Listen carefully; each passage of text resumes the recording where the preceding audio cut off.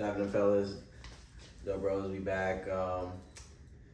Apologies for the delay. We was traveling. We was in Houston. Came back and just been moving around. But we're back. A lot of stuff to talk about from the weekend. Weekend of football, fights, all kinds of stuff. So, yeah. Kick it off right off the bat. Bryce Young. I mean, it's boo-boo season. Bryce Young is like, we were just talking about this. He's bad, but like I think since the last time we recorded, he actually got worse, and I don't know how that happened. Like the first time it was after the Saints game, after the Chargers game. The Chargers game might have been worse because it's like that was week 2, and it's like, all right, maybe the Saints were just hot. It's week 1, things like that happen where it's like crazy games, whatever. But week 2, he was missing like screen passes and stuff. It's just like, yeah, it's not good. It's not good at all. Like everything about the way he is playing does not give me any hope.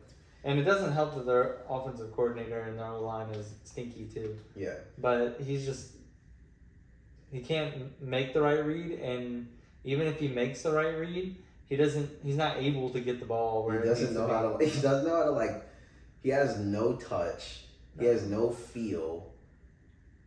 I just think that he's just one of those guys that he was just in a good situation in college, you know, and some guys are like that.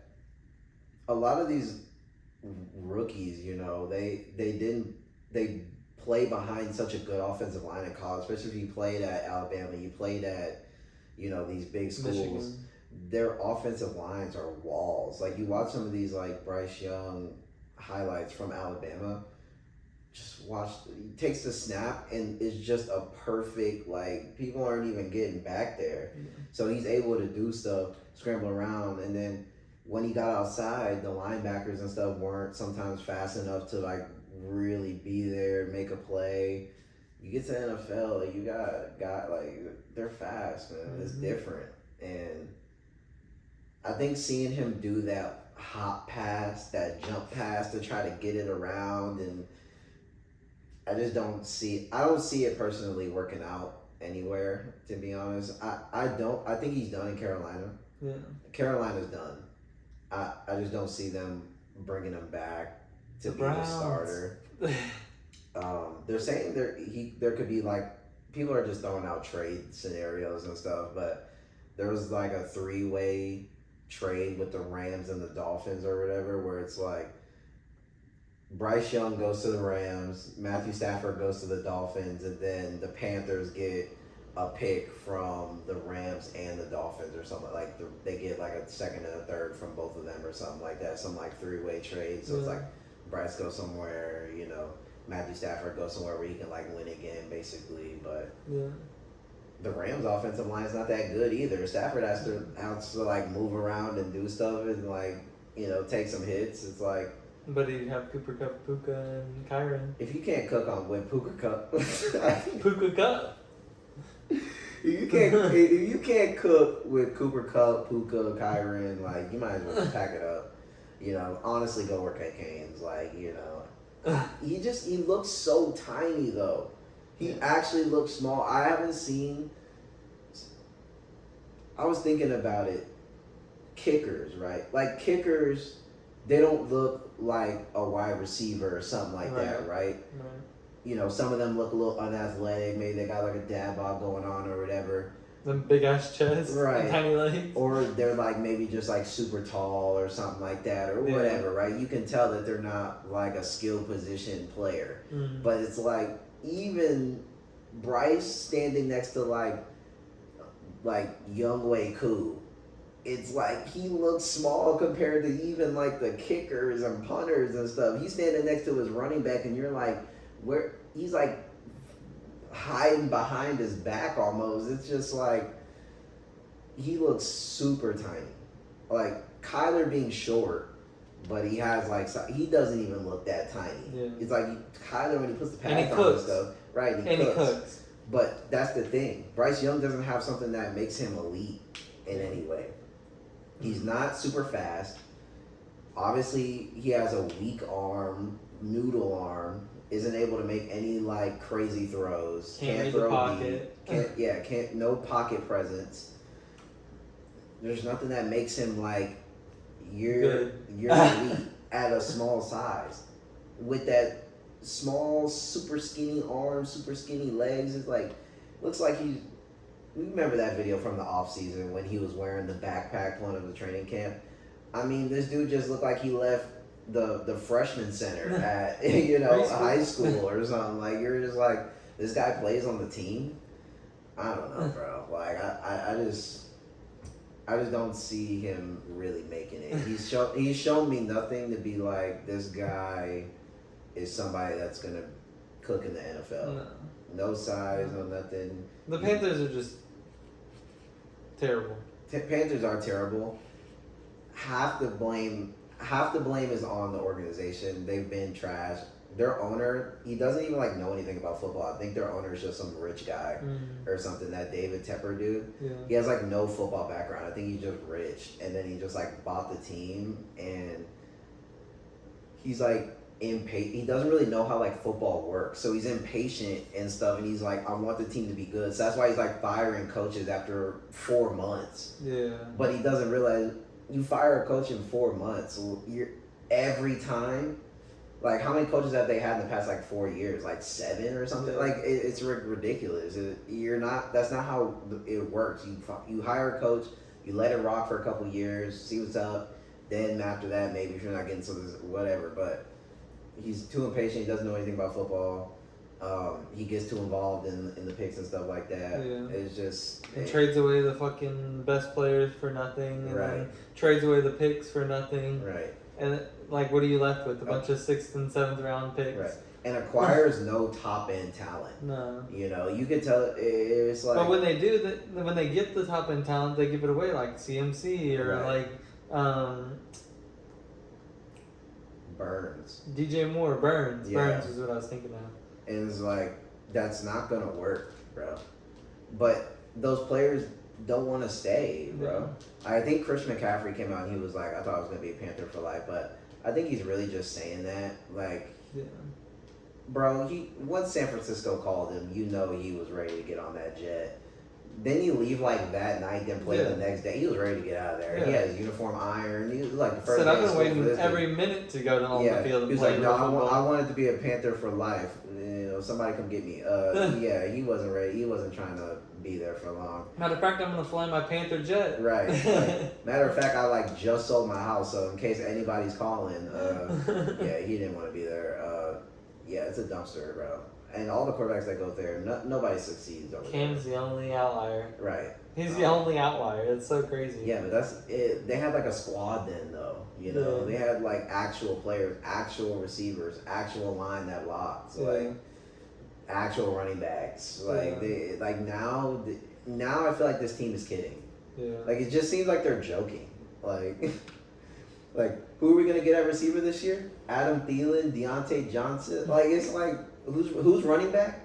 It's kind of like the Pistons, like, low-key. you know what I'm saying? Like, It's low-key like the Pistons. It's like, are we kidding? It's like we didn't get any of the free agents that were available. We didn't make no trades for no top end guys. It's like this is all we get. Like it just seems like they just get the bottom of the barrel. Then it's like, here, we're also gonna get this comically small quarterback that like is not going to be able to see over the line. Looks like he's in pre-K compared to everybody. Yeah. And we're just going to see if this works out. No coaching, no teaching, no nothing. Let's just go off vibes. Like it just Not even a plan. Don't even give me a plan. like no plan, no nothing. Like it just sometimes they go out there and I'm like, did they even go over any plays or scheme or anything? We're getting blown out 40-3 at half. Like they're not even scoring. Yeah. Like so it's like, what are we working on in practice? Like are we working on usually the first drive of like NFL games for like each team, especially if they have a rookie Q, is like usually plays they're comfortable with that they're like scripted. Like here's how the first drive is gonna go on Sunday. We're gonna hand it off. We're gonna hit this play. Hit this first. This is how our first drive is usually like very worked on and scripted. it seems like they don't even work on first drive. They just go out there and they're just like, let's just see what works. Let's throw this. Let's throw this. But it doesn't matter if you're not confident your quarterback can make any throws. Some dudes are running open. You know, I think Andy Dalton, he's not going to make this offense explosive by any means. Like I don't think throw the ball though. He will throw the ball, and they're going to score more, and they're going to look better. Yeah. They're going to look better. As much as we don't want to put all the blame on and Bryce. lose their number 1 overall pick and have to repeat the cycle. Oh God.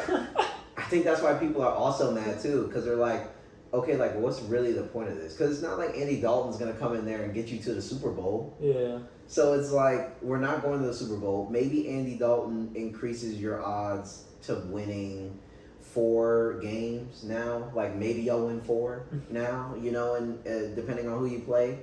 So it's like maybe they're trying to use Andy Dalton and Bryce Young as like trade value for quarterbacks that lose or teams that lose their quarterback, like a Miami Dolphins or something like that.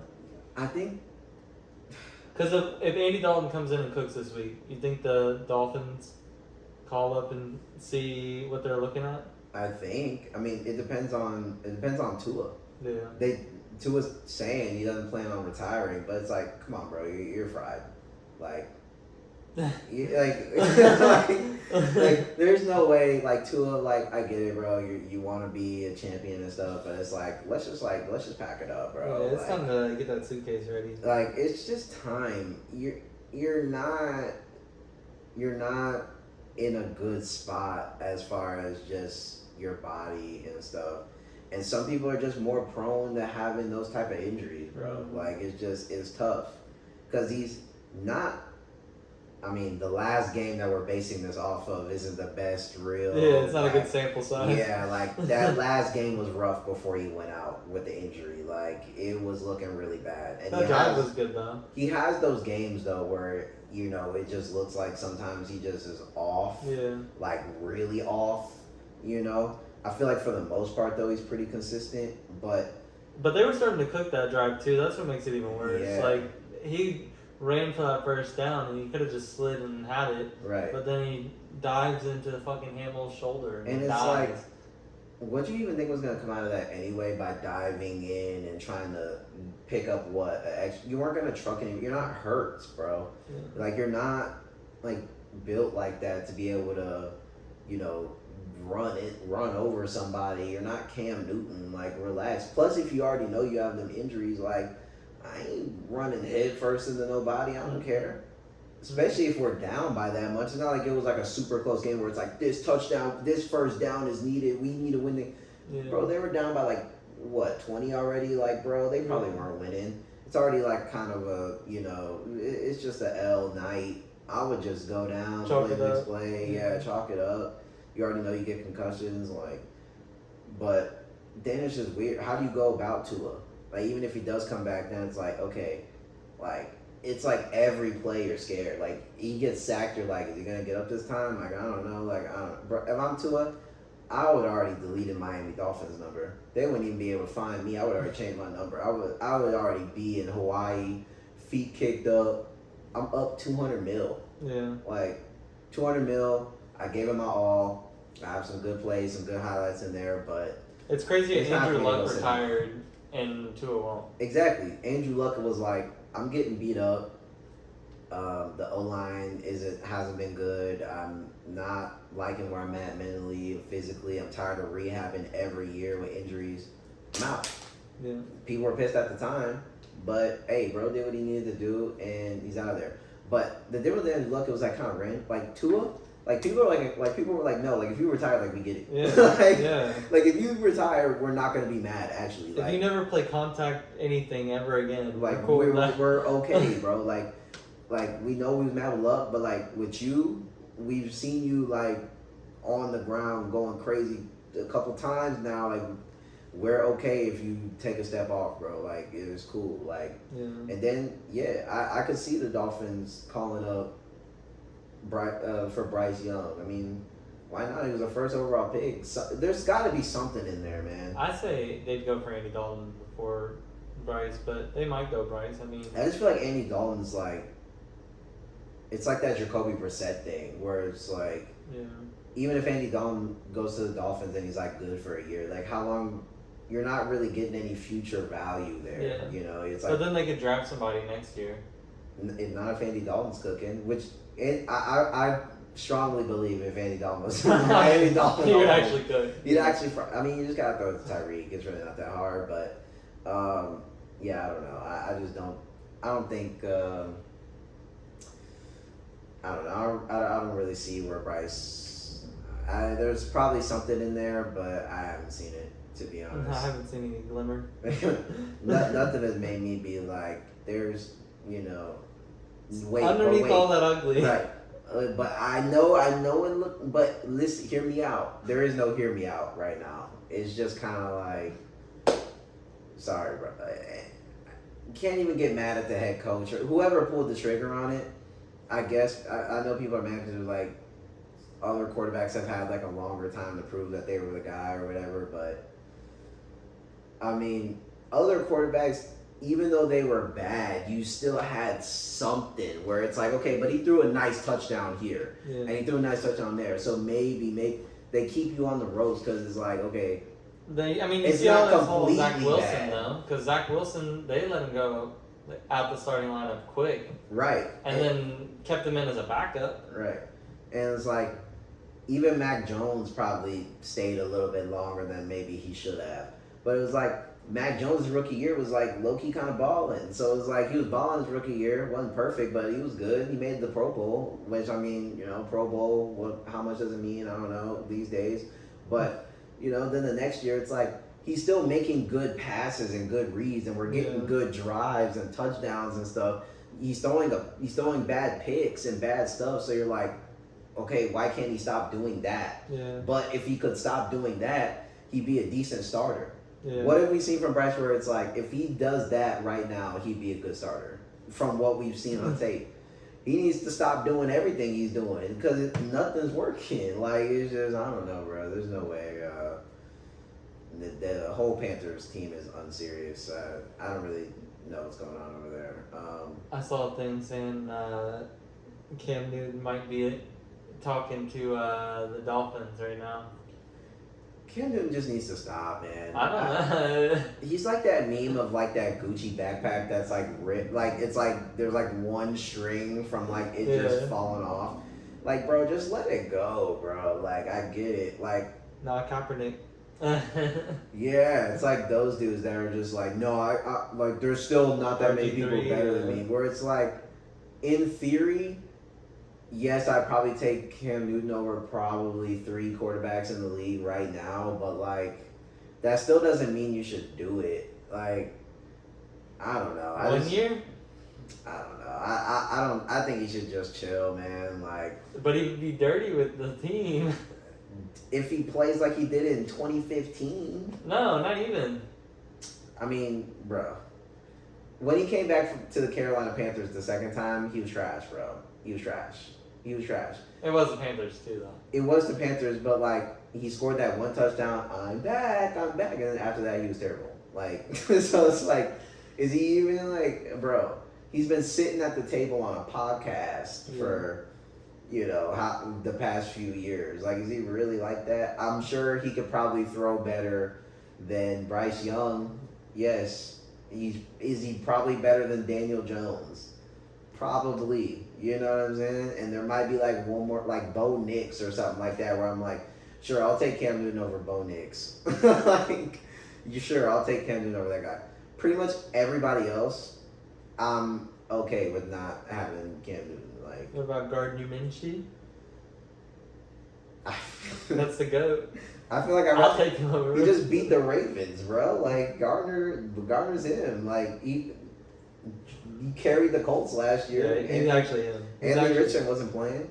He had the Jaguars looking better than they do now with $200 million T-Law, you know? So it's like, I'm sticking with Gardner, man. Something about him, bro. He got work. I don't know. He pulls up to the game on an LSD tab and he finds dots, bro. I don't know.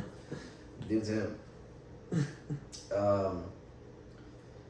But yeah, Sunday Night Football. Me and Chase went to the game, Texans game. First of all, the atmosphere was so electric. It was so insane. As a Texans fan, I went to a game last year, Texans Jaguars at the end of the year. It was like November or something, I forgot. But that game didn't feel like this game. This game felt different. I don't know. Like, it was just like, just from when we got dropped off, walking up to the parking lot in the state, and then once we got inside, it was just different. I don't know if it was just because it was Sunday night, but it was kind of dark and stuff like that. And then like the stands were packed out. We got to our seats and it's packed out, and it's just everything. You just looking around the stadium, all you seeing is lights, and everybody was geeked too. Everybody was geeking. Like, the roof was open. Like, everybody was on timing. It was just so electric. The halftime shows were lit. It was like Maxo Cream, Big X the Plug. Like, it was one of the best Texans game experiences I've had in a very long time. Like, they really, you can tell they're really trying to like just bring it all together, where it's like, we're not just gonna have a good product on the field, we want the fans to have a good experience. Like, everything, it was just, I don't know. And seeing the roof hasn't been open in like a minute. Just that feel,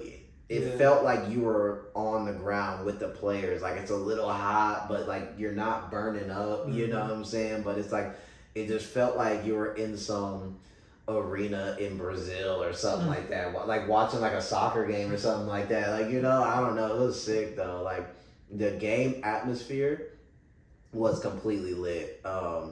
They really killed it with that. Oh yeah. It was all the Bears fans. There were so many. There was actually a lot of Bears fans popped out. Out. Like, there was a lot of Bears fans. Bro, when we were walking up, there was definitely more Bears fans than Texans on the walk up for sure. On the walk up, we were talking so much. We were talking a lot of smack. There was a lot, like, just, it would just be like a circle of Bears fans, like, around like one Texan, like, huddled up, like, you know, just like walking up and stuff. It was just like, the Bears fans popped out for sure, bro. I wouldn't say I was surprised, but it was like good to see because it made the atmosphere in the stadium feel really competitive. Because it wasn't like it was just all Texans fans and then like two Bears fans like spread out here and there, where it's like, all right, bro. It was like, it was loud both sides. Right. It was like either like no matter where you were sitting, like where we were sitting, it was like me, Texans fan, Bear, Texan, like it was just like, you know, there was like little groups, but like all spread out, and it made it just feel so like, you know, almost rivalry-esque in there, where it was like, y'all made a play, like you said, it low-key got loud, like, yo, motherfuckers cheering and stuff, and then when we made a play, we was cheering, like, and like, you know, people closing up where you're like, yeah, bro, what about Caleb Williams? Like, you know what I'm saying? Whatever. Like, it was just like the stadium, the atmosphere, everything about it, halftime, all the music, all the lights, it was loud, it was noisy, all the big plays, it was sick. So like the atmosphere of the Sunday night football game was something I'll always remember. It was such a good time. Getting into the game, Texans looked good. I think they played a good first half and kind of fell asleep in the second half. The second half was just kind of sloppy on both teams, in my opinion. Yeah. I think the Texans just had a lead. The score would have looked a little bit better had we just punched in the ball at the end of the game. I mean, we were driving that last drive, and if we would have got a touchdown, the game would have probably just finished there. But Cam Akers fumbled, so it kept y'all in it, you know, and gave y'all a couple more tries. But I mean, the Texans look good, obviously, defensively. I think this, in a way, I actually liked seeing the Texans win this way, where it didn't feel like C.J. Stroud had to save us or something. Yeah. You know, like he had to do last year a bunch of times, where it was like, can you score in 10 seconds? We have the ball, like, you know, you need to go down and get a score. And it's like, he can do it. But it felt good to be like, even if the offense isn't all the way clicking, like we're just not flying up and down the field, our defense can make stops, make plays, and you can win off the back of the defense. Like, you need that in the playoffs. There's going to be playoffs. When you're in the playoffs, you're playing all the elite teams. So you're not just going to be, you know, shootout, I'm putting up 44 points, unless you're playing the Cowboys in Dallas, and then obviously you can just do whatever you want. But unless you're doing that, you're going to have your defense make plays and fly around. So it was good for me as a Texans fan to see them win off the back of the defense, because that hasn't been a thing in a hot second, where I felt like we could really just win off our defense alone, and clearly we could do that. But other than that, I mean, I don't think the offense looked bad. I just think they kind of got lazy in the second half with like the play calls. We kind of got a little conservative. Um, Nah, we boxed that. Nico Collins looked good. Stroud still made some big plays rolling out. I mean, Stroud's a god. He just is, bro. He's just he's a It's so he's a different looking at level. it in person too. Yeah, like in person, some of them roll out dots and passes to the side. It's like and, this much space in between the right, fucking and then somehow side. he just finds. It's always Nico Collins on the scramble drill. Stroud rolls out, and you're like, who's he gonna find? It's Nico Collins every time. It's like just. So he's like 10, 15 yards out, just right. perfectly waiting. Yeah, and it's just his on the move dots and just his presence and vision. I mean, he made so many crazy throws, like that one to Diggs with the toe tap. Like, bro, Stroud's a god. He's a different level. He's top 5, no matter what. Like right now, Stroud is top 5. There is no debate. There's not 5 guys out. There's probably not even 3 guys I'd really take over. To be honest, I'm a homer for sure. But I just think he's different when it comes to throwing the ball. He's really different. Like, I haven't seen somebody be that much of a dot specialist is what I call him than him at this point. He just finds a dot. It doesn't matter where the pass is. He has touch. He has feel. He has rhythm. He can throw on the run. It's like always a good decision. He doesn't turn the ball over. I mean, I don't think he's thrown a pick yet this season, and he didn't have he had 5 last year. Like, bro, he doesn't put the ball in harm. He's crazy, bro. There was like, 2 dropped ones. Yeah, there was some couldas in there, but I think overall he protects the ball. He's different. Every time we have 7 on the field, we have a chance to win. Stroud's a god, and watching it in person is just crazy. I mean, I saw it last year in that in that Jaguars game. He made some crazy throws, and that was a back and forth game. But it always amazes me, like, you know, like just how far the Texans have come. It feels so good seeing where this team has came in such a short time. You know, a couple years ago it was bad, really bad. Didn't, you know? Yeah, no hope. Yeah, I don't know. I didn't know when we was gonna make it to the glory, but you know now, Texans fans, like the real fans, like the people in my friend group and people I know and stuff like that have been supporting the Texans since day one, that I've been talking to, and the city of Houston, the real, you know, people in Houston that have been riding with the Texans since the Andre days, since the heyday, since, you know, they became a franchise or whatever in the early 2000s and stuff, and been a fan since the, you know, David Carr and all that. Like, the city deserves finally to have a really good football team that they can be proud of. And that's what makes me the happiest, just being from the city and just seeing like they can actually have a team that they can really be proud of in what seems like forever. On the Bears side of the ball, on the Bears side of the ball, obviously, let's just pick out the elephant in the room. The offensive line is garbage. I don't know. It's so bad. I don't know what is going on there with the blocking, but the blocking. It's the missing. The blocking is terrible.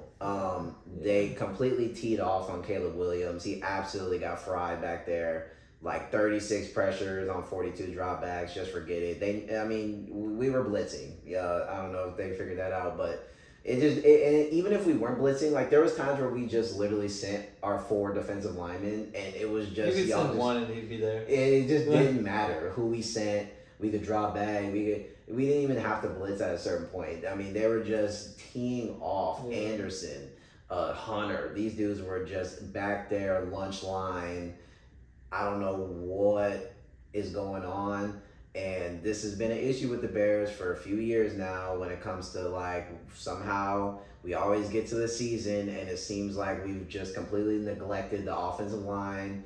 And when are we going to finally get our heads around the fact that, hey, it low key kind of doesn't really matter who you have back there if we're not in blocking. So maybe let's like start looking at guards. Let's start looking at centers. Let's start looking at tackles. Like, I mean, because it literally cannot be that bad. It that like I don't even know if Williams is gonna survive. Is he gonna be a bust? Yeah, he's gonna be busted by the time he's fucking done this season. I mean, damn. He already has a ripped jersey.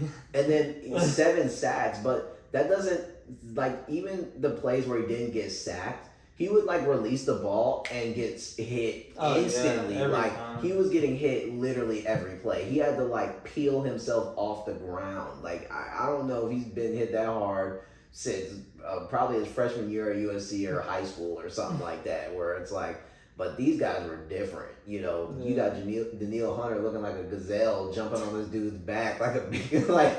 I mean, they were just having fun, man. But Williams looked like he kind of started off okay when they had some structured plays in there, like the kind of early stuff. You know, they had a good drive towards the end of the half, you know, where they scored.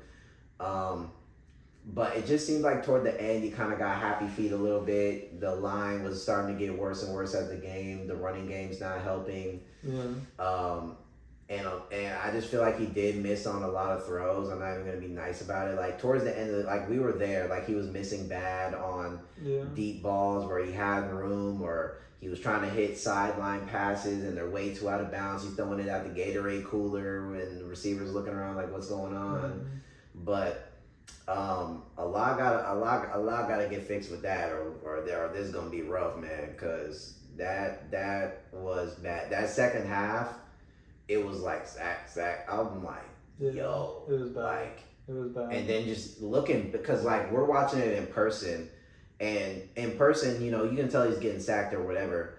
But I remember that night when we got back and I watched it back on the YouTube, like on the broadcast, and like seeing like the shots that this dude was actually taking was insane. Like even the commentator was like, he is taking some massive hits today. Yeah. Bad. Yeah, y'all are cheaters. So you put rocks in our shoes or something. O-line's garbage. The plays weren't good either. I don't know what plays we were running, but the scheme sucked. Running scheme sucks. I don't know. So that's my. I'm not a Bears fan, but that's my take on it. It just kind of looks like this was literally exactly how y'all looked week 2 last season. Like the first 3 games of the season when y'all like just couldn't figure it out, and we were running screen passes all the time and doing this and can't block that Justin Field, whatever. Now it's like it literally looks the same as that, and I think that's what's the most frustrating. Is like I thought Caleb Williams was gonna be a savior. Bad picks at the end too. I mean, I don't even have to speak about that. Both picks were bad. They were bad. The rollout, the rollout elusiveness, the playmaking is nice. Like he was getting out of there sometimes and trying to get out and make some moves. The one where Daniil Hunter ripped his jersey and he got out of there, good way to escape. The dude he threw it to was completely boxed. Like 3 people were on him, bro. There's no way he rolled out of there and thought it was open. But like you said, I think his heart was probably just exploding out of his chest. Like, bro, I got out of there. What? I'm just ripping it. Like, I don't even care. It's my first day out his mouth. Fuck it, is that DJ? I don't know. Like, you know what I'm saying? Like, he was just launching. He said orange. Right. He was just launching things at the end. Like, oh, I think I see somebody. I don't know. Fuck it. Like, I'm not getting hit this play. Like, fuck it. I was just gonna he was just getting them out of there, bro. Because he really could have had 3 picks, but the 2 were bad. The one that DJ Moore on the sideline, Stingley had that box. That definitely wasn't the read. The rollout, that definitely wasn't the read either. 3 people on him, bad picks. A lot of scrambling around. He kind of had to, but there were some plays where like maybe he could have found something earlier. But I mean, the line was terrible, so I don't know. He has to learn how to play a little bit more contained, but I don't think that's my take from like a Texans fan point of view, was that it's just like, I don't know, kind of just looks like the same product on the field of last year. Yeah, you can't do anything until you address the O-line, because then you can't call the right pass plays because there's not enough time to develop it, and then you're not going to have the right protection on the left side when you have your running back on the right side if your O-line doesn't know how to block on the edge, or doesn't know how to block the D-tackle, and then you can't run the football. So there's like every other scheme is messed up because they can't seem to address the one scheme in the whole offense that is throwing everything off. It's literally where you start. Yeah. It's literally where you start. And our D-line is like the last thing that we addressed for the defensive side. And that's where you start over there too. I don't understand like what our problem is going backwards. Right.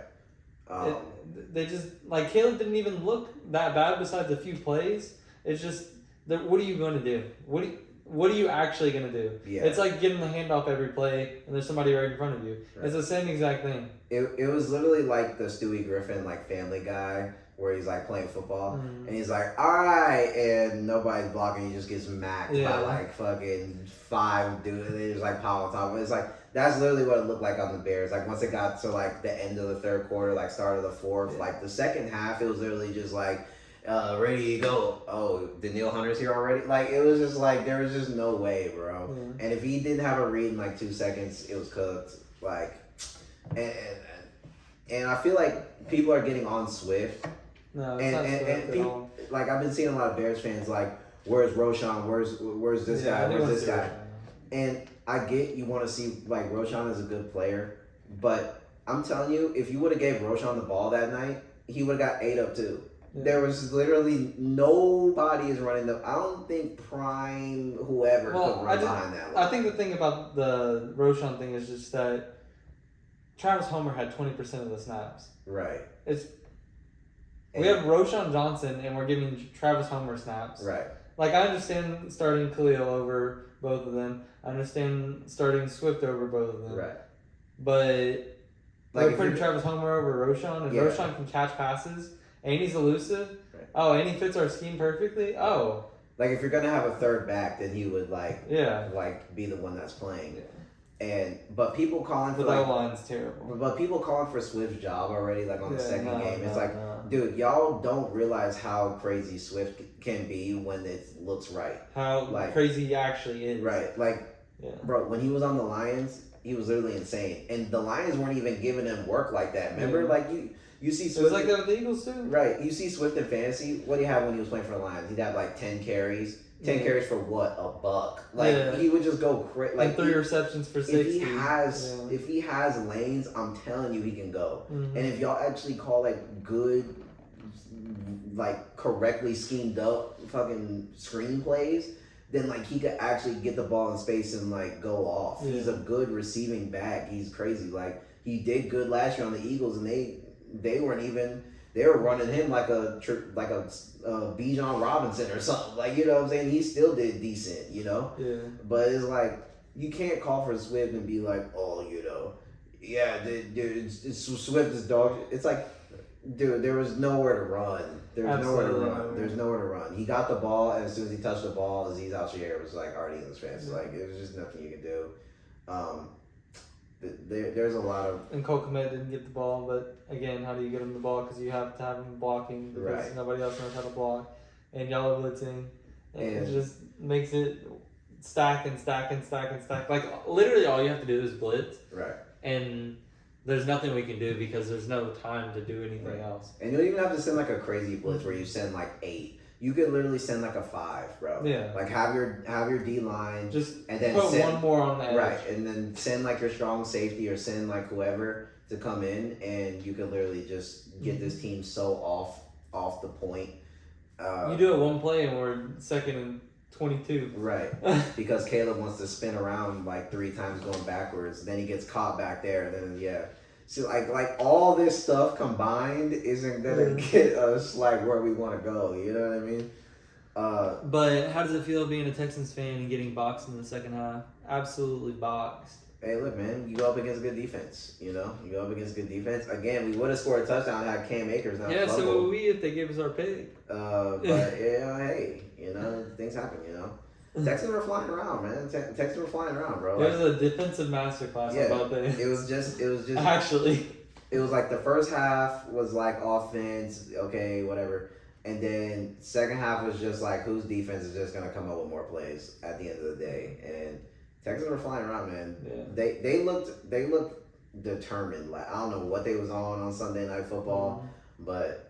Y'all had 2 picks and won by 2 field goals. That's like, it's right there. Right there. But we know that about the Bears, though. That's been the Bears. Yeah. That's been the Bears for the past like 3 seasons, where it's like their defense is Shit, really good. 30 seasons, Right. 50 seasons. Bears' defense is going to be really good, and it's going to keep them in games. And if their offense could match the energy, they would win. Yeah. But their offense never matches the energy because we just do this rotating door of QBs and don't address what's actually the actual issue. And we're just going to keep doing this over and over again. It's frustrating. And it's just like it just doesn't. You see what happens with Justin Fields when he's finally getting some blocking over there. Go. Justin Fields looks like he's the second coming of something over there. They're 2-0. He's right. And like people are on him because they're like, oh, Justin Fields hasn't like scored that much yet. But it's like, dude, he's looks doing the right good. plays. No turnovers. He doesn't have any turnovers, and he looks good. And a lot of the plays last game, like he had like a big like 50-yard. There was like 3 to Pickens. Right, that were like taken back because of penalties, bro. The one where he rolled out and that thing was a fucking dime, bro. That was an absolute laser. He's actually Fields getting out of like I know he wanted to stay, but I think him getting out of there was just the best thing for him because it was just like the Steelers fans are actually embracing him and like taking him in and just not like because he's definitely an upgrade from Kenny Pickett last year. Like he's better than him. So it's like, and the Steelers fan, and then you have the right coach over there for him. Like Mike Tomlin likes working with people and like he's gonna make sure you're back up the snow. Right, he gets the winner out of people and stuff like that. And it's like he went to literally the perfect spot. And I think him getting the start right away and like build his confidence early. Just wait until they really start clicking over there, bro. Just wait till they really start clicking. And then it's basically what it was like in Chicago, but now they can actually like score on offense. Yeah. I think that's why Holes sent him to Chicago because he told them he was going to send him where he thought was best for Fields when he was talking about getting rid of him. Right. Like he was talking about, I think there was Atlanta, them, and somebody else. And he just sent him there because he said he had the best opportunity to like be a good player there. I think they just had like the right coaches and stuff like that. Like the Steelers just fit him, and he looks sick in the uniform too, like the black and stuff. Like I think he would have cooked in Atlanta too, just based on the weapons with like Bijan and stuff. But I like him on the Steelers. Like it just feels like it fits. You know what I'm saying? Yeah. The Steelers are kind of like a dirty city, like you know what I'm saying, where it's like you got like that Steel City. Yeah, it's like that chip. It's like that chip on your soldier city. Like you know what I'm saying? Like we get it out the mud. You know, like you come here and you grind. Russell Wilson. He's not getting the job back, bro. If they keep winning and Fields look good, there's no way you can pull. Like Russell Wilson becomes Tua 2.0. Russell Wilson, you just got unlucky. Like sometimes you just get unlucky, man. Like you were gonna be the starter, and then you pulled your calf, and then he comes in here, he's 2-0. Like you lost. He wasn't gonna be the starter regardless. He wasn't gonna finish the start. He wasn't gonna be the starter for long. Yeah. He definitely would have started off the season though. But I don't think the team would have been this. Dude, it just seems like Justin Fields fits the starter role for the Steelers. Like, he looks good in the uniform. He looks good on the field. Like, the players around him fuck with him.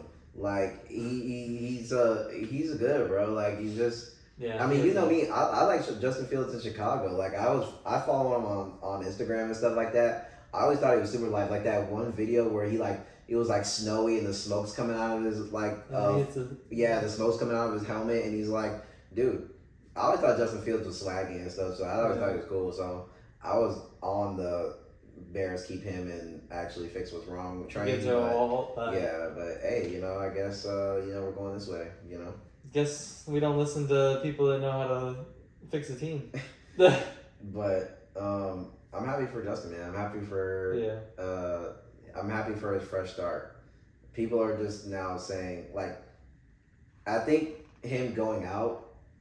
It gives the Bears fans, even though it's a little bit too late, because a lot of the Bears fans were just like super nasty to Fields. But I think now they're seeing Fields do good and like whatever, and then also the Bears fans seeing that it's the same thing, right? Oh wait, it's the same shit no matter who the fuck's the Q because we can't do anything. Okay, so it's not Fields' fault, and then Fields is doing his thing. So now it's like now the Bears have appreciation for Fields, and now Fields in the spot where he's in love, and then now we can go about Caleb with a different mindset. Like, okay, maybe let's not if in a year Caleb's still like whatever, like maybe I don't know, but like the way they were getting on Fields, like how I feel. I'm not holding back. Yeah. Like If Caleb don't show me something after all this hype, I mean, we've been hyping this dude up for 2 years, and that's what we got on Sunday night. That was it. Nah. What happened? 90 yards, and he's supposed to be the best ever. Nah, I'm gonna need to see more than that. I'm gonna need to see more than that. To me, he gonna get graded harder than Fields. Yeah. Fields, I was okay with being like, yo, he's like a little bit, okay, like let's just see, bro. Like you give him this, you give him that. You started playing good down the stretch and stuff. Like, okay, that's cool, bro. Caleb, no, you need to be good now. You need to be good now. There ain't no waiting. I ain't waiting. All that hype with the 2 years, you had. 2 years with the team you had. We just got rid of. You better come in here and start slinging. Yeah. You better come in here. I better start seeing 250 yards, 2 touchdowns. Like I don't want to see nothing. The next 3 games are easy too. You got the Colts. Their defense sucks, bro. And then I think you got the Panthers in like 3 weeks from now. Like if y'all don't win these games, or even if you don't win, if Caleb Williams is not dicing in these games against these cupcakes, get this dude out of here, bro. Get this dude out of here, bro. I'm gonna be just like how they were with Fields. Fields hasn't been good in 5 games. Let's get rid of him. Yeah, I'm gonna do the same thing with Caleb. Caleb hasn't shown me nothing. Get him out. I do want to blame all the analysts and everything too, because every single game it was like Fields is the problem. He can't throw. He can't read. He doesn't know how to move in the pocket. He always gets sacked. He can't find anybody if he's got anybody in front of him. And then we trade him because everybody's telling us to trade him. All the analysts, all the fans, everybody's saying get rid of Fields. And then now we have Caleb and we have the same problem. Again, seeing the dichotomy of what the actual problem was. And now they're giving the excuse to Caleb. Where they never mentioned the O-line one time with Fields. With Fields, it was just what, 3 years? Yeah, for Fields, it was just he didn't have pocket presence. He can't find a read. Well, maybe because he has somebody hanging on his back every play. Right, and then he's injury prone. Yeah. He's gotten hurt like 3 times, and he's getting hit 30 times a game. And yeah, it doesn't make sense. He's like barely out. Like he like really barely got hurt. He fell on his thumb and was out for 4 games, and that was it last season. Right. I mean, like, how are you gonna say and that then, he's like, injured? All Justin Fields does is run. And it's like, well, yeah. I mean, you see why. I would have been running for my life, too. I would have been just like Justin Fields. I'm gone, bro. I wouldn't even give my offensive line a chance to fold. I would have already been on the first down. And again, if we have a bad O-line, why would we go for a quarterback that is less mobile than our quarterback right now? Right. And they can throw potentially better, but he's like the other one is throwing pretty damn good. Right. And it's like Justin Fields was like escaping out of sacks and doing stuff like that too. But like he could take off down the sideline for 60 and score. Or throw it for 60 and score. And like people like it's just like especially the ones about Justin Fields not being able to throw, that's so cap. People that say that, I know you don't watch ball. And I know you haven't watched ball at all, because there's no way you've looked at Chicago's tape and been like, he has one of the best deep balls in the game. Oh, absolutely. He has one of the best deep balls. The way it just glides perfectly, bro. It slices through the air. It slices through the air, and it doesn't look like he's throwing it that hard, but somehow it just has the perfect, like, he could throw that thing in Chicago with the wind 80 yards. Even if their corner is faster than your receiver, he's still gonna get it there before the corner gets there. A lot of them throws last year did, like the one I always remember, the one in Detroit when DJ Moore was kind of going in the back of the end zone. There was like 2 defenders going like that, and DJ Moore was in the middle, and he like threw that thing like right where it needed to be, right between like slide. It was nasty. Yeah. Like, bro, Fields can throw, bro. Like, yeah. He had so many dots to Cole Kmet too. Right, and just like where he's like scrambling around, and then he just sees him on the other side of the end zone. He's like, right. It's like he was a playmaker too. Like, it's just So but we got rid of that. Right, but that was Fields' issue why we couldn't win. Not that we didn't have a guard for the 10th year in a row. And then, like now Caleb gets here and he gets sacked 50 times and gets absolutely whooped by the Texans. And now it's like, oh no, well, like, it's not Caleb. We need to be patient. O-line. But it's like, wasn't this the same O-line as last year? Yeah. Like, so that's why I'm saying I'm not taking it easy. I'm not taking it easy. Mm-hmm. Like, yeah, the O-line's bad. It was bad last year. So no, it's find a read. Yeah. I want to see you stand back there and find. If he's supposed to be this GOAT, find a read.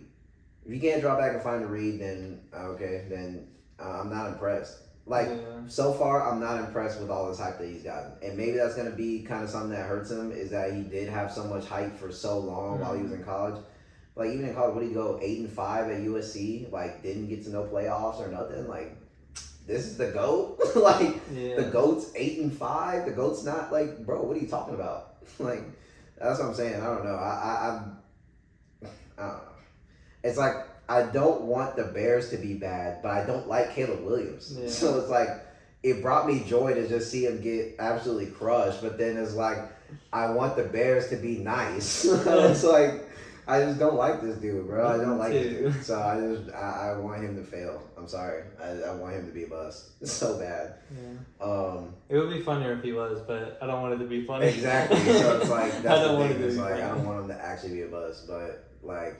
I mean, I said at the beginning when we traded away Fields, I said, like, I'm giving Caleb 6 games. Yeah. If he doesn't show me something worth promise in 6 games, then I don't know. I might have to take my 10 years somewhere else. I agree.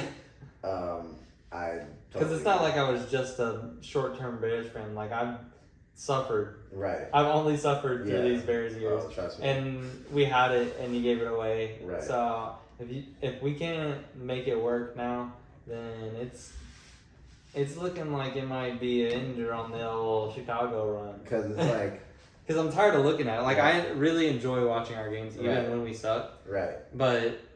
Because like I said, there's like joy in the struggle in a way. Yeah. But it's like, bro, when you've been through it like your whole life, you're just like... Bro. And I'm tired of hearing the quarterback bullshit all the time. Like, just because... The offensive line doesn't get addressed, and it's like you can't throw. And like evaluating, like in this continuous motion of like evaluating, is this guy, can he throw? Can Caleb throw? Can Fields throw? Will he miss this throw here? Well, I don't know. Does that mean he's good? Well, he can kind of get out of the pocket, but he's also kind of like dog shit once he gets out of the pocket. It seems like he can't see where anybody's going. He thinks it's USC. He thinks fucking whoever's down there. It's like, it's like, I don't know. And it's like for me, like I was texting me, like after being through that struggle too, where it's like my whole life we've been like garbage other than little moments in time where it's like we were good for a few years or whatever, but it's like now it feels good to not like be sitting there watching Stroud. Like, can Stroud make a pass or is Stroud a lead or not? Like, are we really going to be like, it finally feels good to like sit down and watch Texans and be like, okay, that was a dot. Right, that was a dot ski. That was a dot right there. Ooh, good play. Yeah, like just sitting on the couch, confident, knowing that like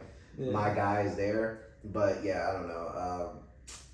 Especially with this, I'm telling you, this stretch. Like, if you look at y'all's schedule, this next 3 games, it's bad. The next 3 games are the games. In there too. The next 3 games are the games where I'm telling you, if I don't see nothing after this day, like if we're still having this conversation in November, then he sucks. Yeah, I think it's Colts, Panthers, Jags in that order. Yeah, it's Colts first for sure. The Panthers are in 3 weeks, and then I don't know who's in the middle, but it was like somebody garbage too. Yeah, and we already played the Texans, the most garbage. Yeah, you wouldn't want to run that back. We just hit y'all with the same game plan. Dallas versus Saints. Oh yeah. That was just a belt to ass. That was an embarrassment. Hey, until they prove me wrong, Saints are the best team. Hey, they actually prove me wrong. Until they prove me wrong. They actually might be the best. I mean, they score on every drive. They lock up on defense. Honey score Badger, on defense. Whatever you want them to do. They do it all. They're like returning punts and shit. Like, I don't know. They went on all 3 phases of the ball. Derek Carr apparently is like. See, that's what he been in NOLA too long. You know what I'm saying? Before he's doing it. You know what I'm saying? He's been hanging around the city too long. Now that New Orleans, and now he's doing the Michael Jackson and stuff, like grabbing his nuts and stuff. Like, bro, crazy now, bro. Like, then there was like that one where he's like putting the 3 up in that dude's face, like brought through 3 touchdowns. Like, I'm like, bro, this is his car. Like, yo, it's crazy. This dude switched up. He's not Green Day no more. Bro. They were taking this dude to down there to the 9th Ward to hang out with the fellas. You know what I'm saying? They were like, you need to kind of rough it up a little bit if you're gonna be the Q of this city, bro. That's crazy. But yeah, the Saints are the best. But if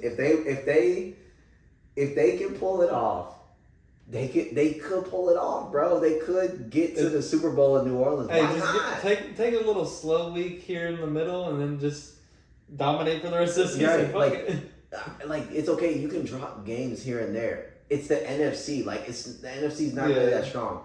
The Rams are out, bro. They're cooked. Like who else is left? Like it's just the Falcons. I mean, but like the Falcons, bro, they like barely won. Eagles, they're iffy. You never know what you're gonna get. Like Dallas, we just saw that. You know what I'm saying? Dallas clearly is not really that much of a threat. I mean, like, who else is in this damn side of the world? San Fran. Yeah. And half the team's hurt on San Fran, too. They don't got Debo, McCaffrey. I mean, damn. You know what I'm saying? It's like, who they got? It's just Purdy, Kittle, and a dream over there. Yeah, I think the Saints are definitely one of the best in the NFC. They're the best in football right now. Until they aren't anymore, they're the best. And they won by fucking 30 points 2 games in a row. They got like some new OC, that Kubiak dude, bro. And apparently, who the Bears are supposed to get? Because that was Caleb's coach. Imagine fumbling that. It's just like, bro, how do y'all keep fucking this shit up? Imagine. That's so crazy, bro. He's from like the Shanahan tree too. Like, bro, yeah, obviously he was gonna be a fucking dog, bro. Like every Shanahan coach is somehow like insane. Yeah. But like, yeah, I mean, what? I can't explain it. I literally came into the season like, yeah, the Saints are gonna be mid. They're gonna win games. Okay, no, they're the best. I thought Kamara was gonna slow down a little bit. Yeah, I thought they weren't gonna figure out how to use Olave and use their players. They still don't know how to use Olave. They still don't really know how to use Olave, but they're starting to kind of slowly figure it out. But apparently they know how to use Shaheed. Shaheed's their guy, bro. Hey, I'm gonna have to cop a Shaheed jersey, bro. Like, cause I was saying that in the beginning. Like, yo, they cook up crazy shit for Shaheed, bro. He's gonna cook every game. He just quit. He's quick. He's like Will Fuller, bro. Like eventually he's just gonna beat the defense, and you just gotta throw it. Like he's just faster than everybody somehow. Like he's not even wearing a wide receiver. He's wearing like 22 out there. Like this dude's just a joke, bro. Like, he shouldn't be a thing, bro. It's just crazy. I definitely want the Saints to win the Super Bowl because of the Super Bowl in New Orleans. Oh, dude, it's gonna be. We're not gonna be able to leave the apartment for a month. The city's gonna be the livest place that you can be for literally a whole calendar month. If the Saints make it to the Super Bowl, then if they fuck around and actually win the Super Bowl, it's gonna be a party here from literally that like Super Bowl, like the week before the Super Bowl, all the way up until like the end of Mardi Gras in March too. It's just gonna be a continuous like. They honestly might just start Mardi Gras early. Fuck it. Like I mean, like you know what I'm saying. It's gonna be insane. There's gonna be parades. I think St. Patrick's Day is the week after that too. Even better. Like you know what I'm saying. Like you're literally gonna have like a 6-week stretch of straight bangers. Like it's gonna be banging out there. Like it's gonna be party French Quarter everywhere. Like you're gonna like. It might actually be the most unreal place. Right, Saints players are just gonna be out and about, like, cause you know they like fucking with the city. They're gonna have like a big like imagine. You know Zion's fat ass gonna be out there scraping plates. You know how they do with the parades here, like bro. You know they're gonna have some crazy ass parade that's going down the middle of the city that's gonna be fucking lit. Right. Like it's gonna be a serious movie, so that's why we have to root for them. We actually have to root for them this year. Like. They've started off this hot, like they're gonna be my team in the NFC. That I have to pick them, especially they have to be picked. They have to make it. I was telling my coworker that today too, and he was like getting mad at me saying that the Saints aren't good. Blah blah blah blah blah. I don't care if they win the Super Bowl, they won't. And I was like, bro, you live in New Orleans. Yeah. Like it doesn't matter if you hate them with your gut. Right. This will be. It for the city. In a city like this? Bro. We don't live in fucking Buffalo, bro. Like, we live, like... This is the city. This is the party city. This is the city for parades and getting lit. And you're telling me you're not gonna... Like, if this team doesn't win, you're telling me it's an all whatever. No, it's not all whatever. It's gonna be crazy, bro. Like, it's gonna be crazy. Like, the turnout's gonna be insane. Like, all out here, it's gonna be, like, bro, it's gonna be a different beast. And I'm all for it, and I'm going for the Saints every week. We might have to Uber to work every day. Work. That actually might not be work. Like, you just got to shut that down, bro. Like, I'm telling you, for a whole month, the city's closed. Nothing's getting done. No one's buying shit. No one's doing this. It's nothing. It's, like, literally liquor stores and restaurants. Yeah, liquor stores, restaurants. groceries. That's all you need, bro. You just need to get stuff that you can eat. You need to get stuff that you can drink. You need something to wipe your ass, and that's it. And shower, bro. Like other than that, like there isn't anything. And I'm rooting for the Saints. I'm all in, bro. I'm all in. Fuck it. Like Crazy way to start the season, though. I know, like crazy, bro. 2-0, like a dominant 2-0. No one scores. Like if they beat Saints versus Eagles, like it doesn't seem like that. It doesn't seem unrealistic anymore. Right, like because I went into the Dallas game thinking like, okay, like Dallas came off a good game in Cleveland. You know, they're usually strong at home. Their defense is really good. Right, their defense is good supposedly and all this kind of stuff. So you know, I think Dallas at home. I think they pull it out. You know, I think they just play Carolina and everything. I mean, it's Carolina. You can just do whatever you want against them, but. I mean, like, what do you say there? It just seems like everything worked. Their O-line is a brick wall, by the way. Like, I don't think anyone's even touched Derek Carr this season. Mm-hmm. The line is crazy. Kamara's going crazy.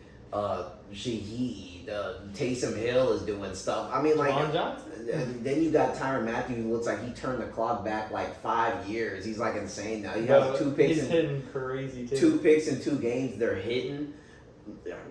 Marshawn Lattimore, Demario Davis, they saw Cam Jordan. Bro, get out of here. This team is it, bro. Like you're hating if you say they suck right now. It's a Cam Jordan last hurrah. Right, like you're actually hating, like Hall of Fame hating if you're like the Saints suck right now. Like if you're like, bro, no, they're not that. Like if you're doing that, they're actually nuts. You're actually nuts. You're actually really hating. And Saints versus Eagles. I think that they can put that belt to the ass, bro. Like, I think that they can actually. I don't know what Jalen Hurts is going to do. I don't know either. Like, and A.J. Brown, is he going to be out? Yeah. Dude, A.J. Brown, he hasn't practiced, bro. And he already said he's missing a couple weeks. A.J. Brown's not going to be there. It's going to be Smitty, bro. Smitty and Saquon. It's going to be shitty. They're not getting a single point, maybe. Bro, Smitty and Saquon. Like, if it wasn't for that big CD touchdown, he was boxed, bro. I don't know, bro. They're gonna put Marshawn Lattimore on him, and Saquon might get a little shifty in there. Saquon might get a little shifty, but like, bro, what's the worst part about Philadelphia? This team. The secondary. Yeah, secondary. The secondary can't cover, and what does it look like the Saints can do all day? Bomb. Betting first play touchdown. Just book Shaheed already. Just book Shaheed for the 80 plus yards.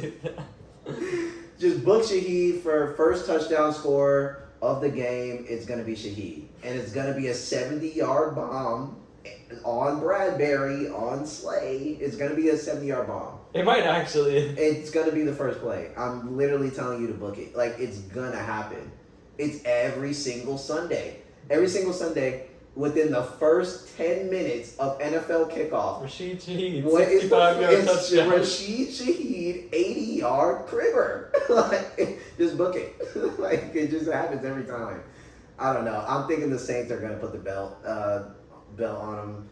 I don't even like Philly, so like I don't even care. Like, I'm going for the Saints every single game, and I think that they can do it. And it's at the Dome. Oh yeah. That's belt, bro. In the Dome. And now the fans actually believe. Now they believe. Oh, nah. Nah, I'm going with Carr and them, bro. That's crazy. I'm going with Carr. I'm going with Carr. Yeah, there might not be another bet against them game this season. No, they play the Chiefs coming up, though. But, I mean... The Chiefs cheat, though. Yeah. The Chiefs, they play in like 3 weeks.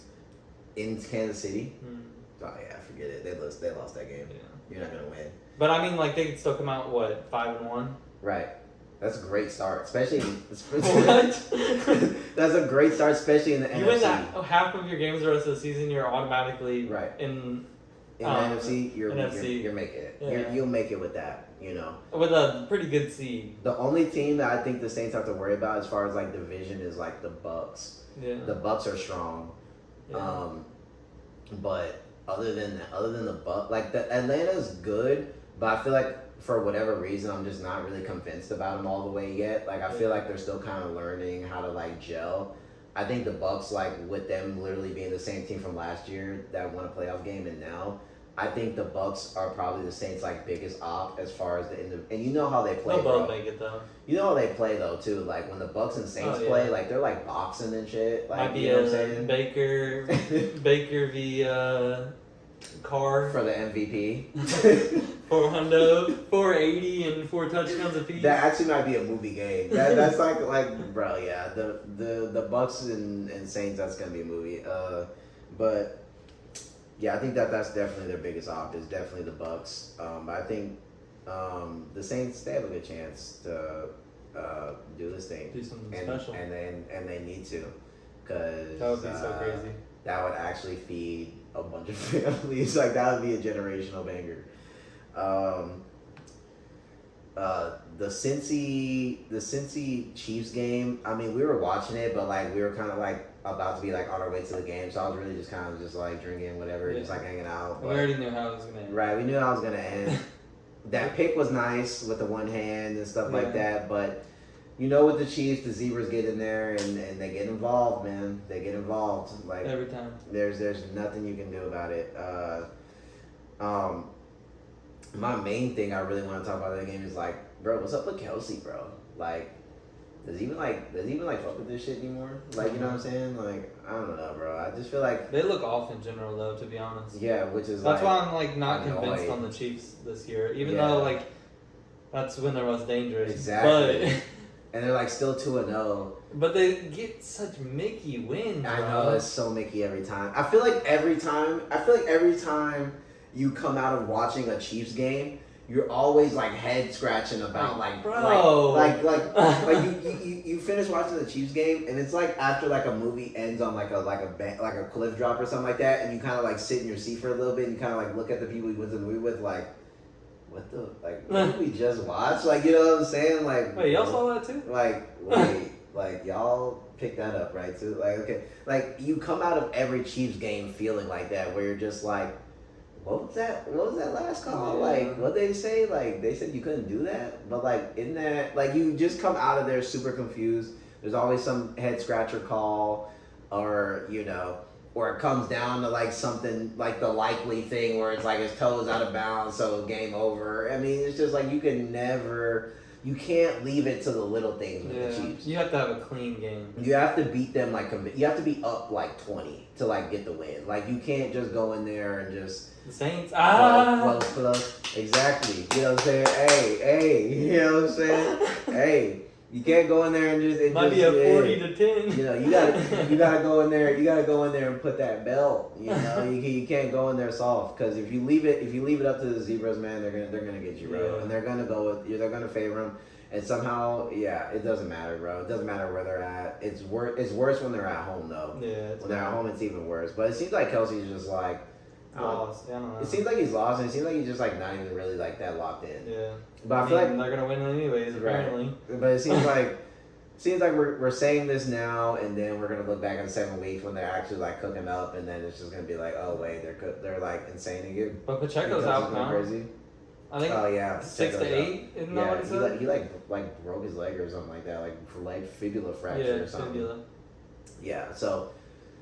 Their team is definitely not as good on paper as before. It was going to be if they had Hollywood, if they had, Pacheco and stuff like that. But right now, but Hunt's good. He'll be a good replacement. Hopefully he's up. Like he's always fresh. Right. Yeah. Like he's gonna be fine. Yeah. I'm not convinced about these dudes that they're gonna be putting in there right now with like people from the waivers and stuff like that. Yeah. And I could be wrong. That one dude is not that good to me though. That white dude, I don't know his name. Steele, that dude. Every time he ran the ball, it was like.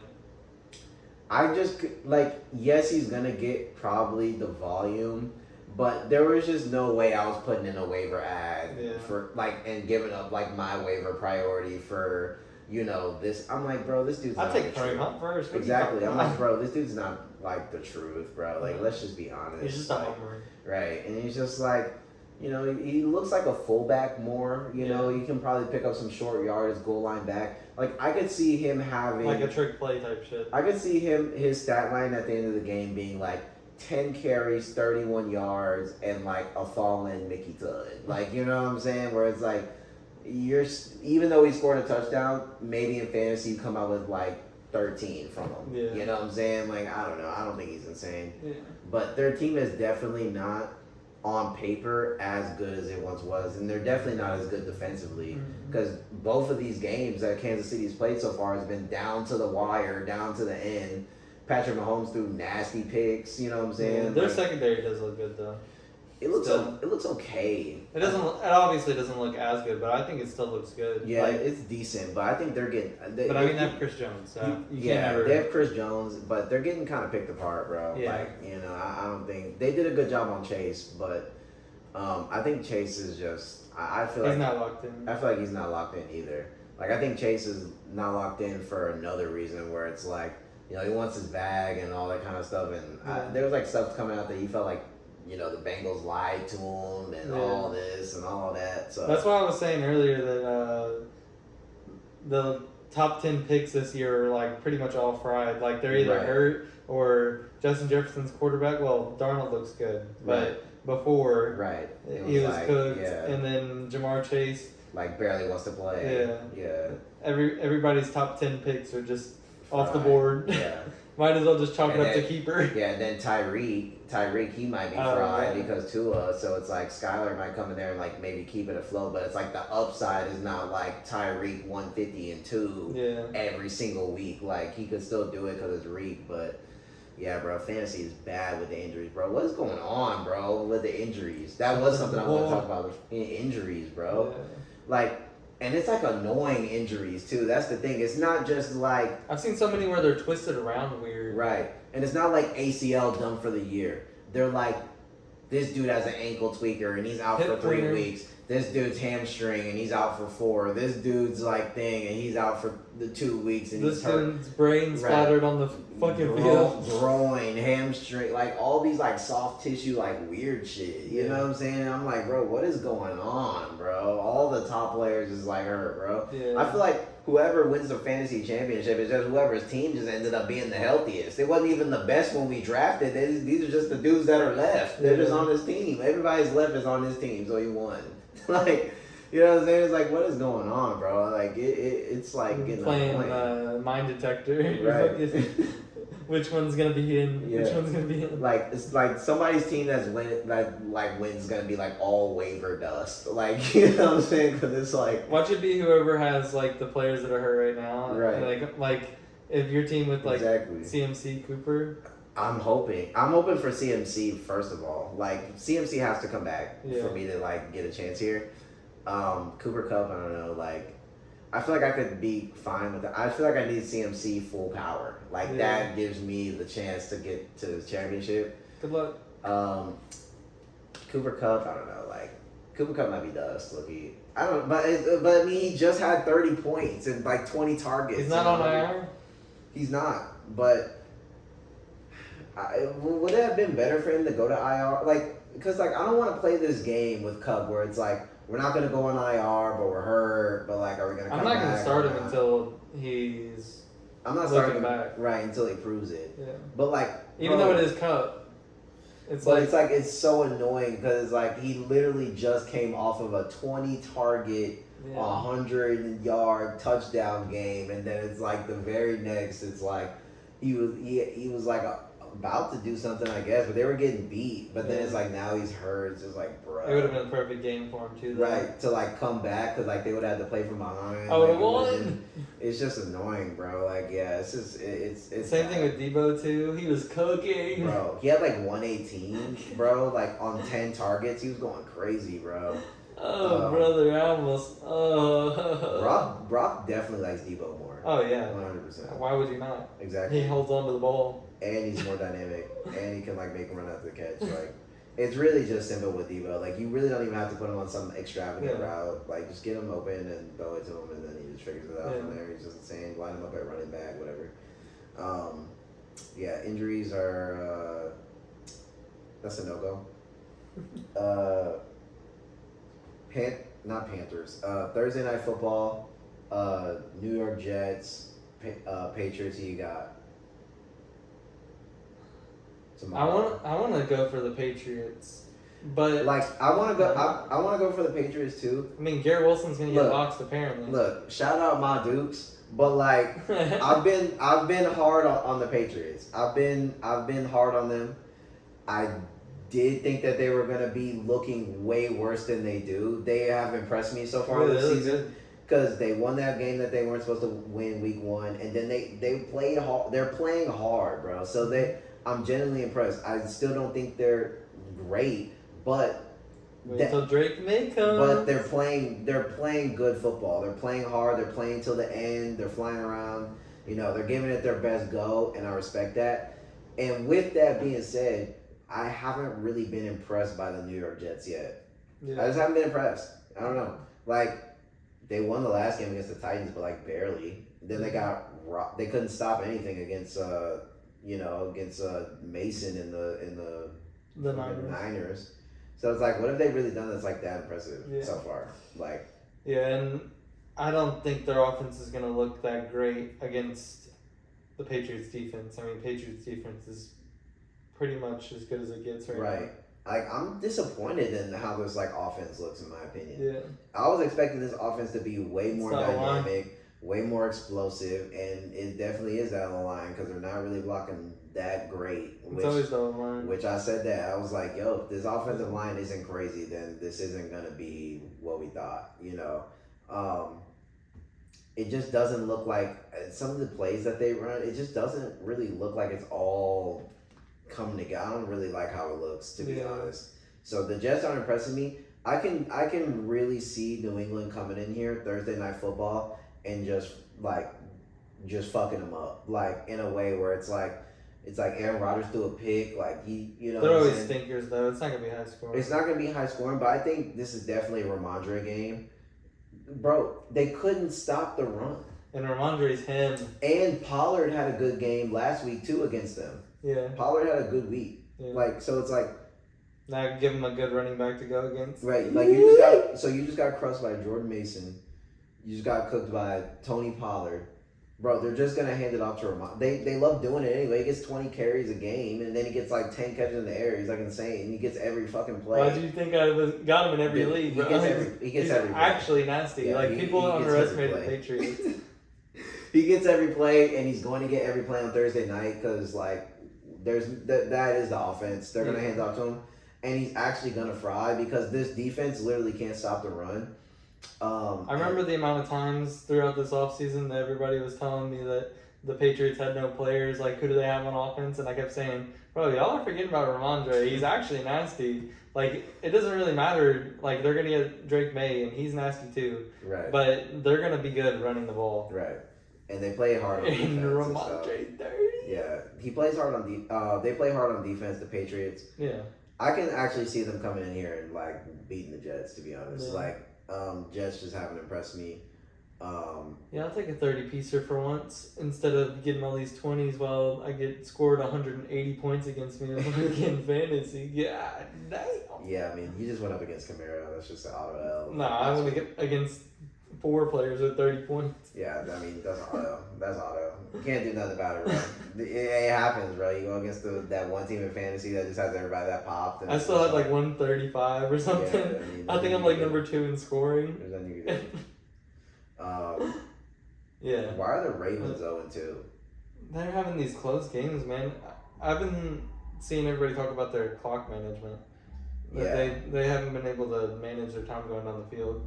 And like, I've also seen people saying that like they kind of need to run the ball a little bit more. Well, they just need better run concepts because they're just running halfback dive. Yeah, it just doesn't work.